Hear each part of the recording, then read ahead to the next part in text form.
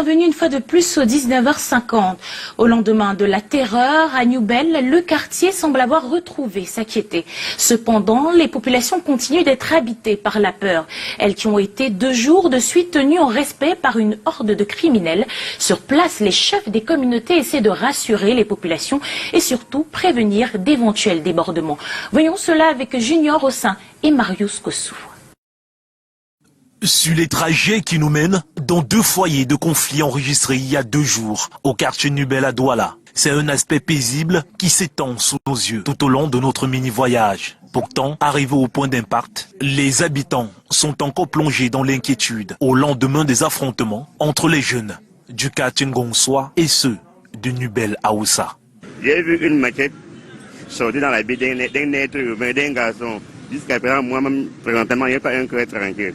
La situation est instable et incertaine dans le quartier, donc on ne sait vraiment pas où en donner la tête. Compte tenu de ces échauffourées, les jeunes eux-mêmes et les chefs des communautés ont pris des mesures appropriées pour prévenir désormais d'éventuels débordements et pour assurer les populations. Maintenant, on a décidé d'aller voir les jeunes du Ngonswa, les chefs de causer ensemble pour organiser une marche du paix entre nous et eux.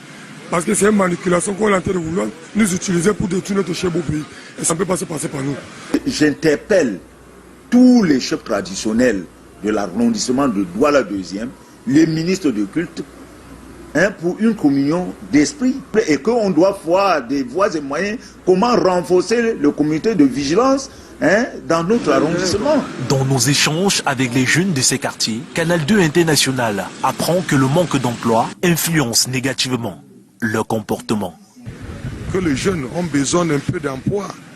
Parce que nous connaissons certains jeunes diplomates, ceux qui n'ont rien, et il y a les jeunes orphelins qui ont 20 ans, 19 ans, qui ont des métiers, mais ils n'ont pas de financement pour faire la continuité de leur métier.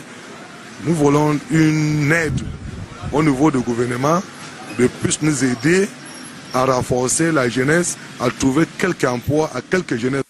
Par la suite, nous sommes informés qu'un dialogue inclusif organisé par ces jeunes est prévu dimanche 10 novembre 2019 à Newbel.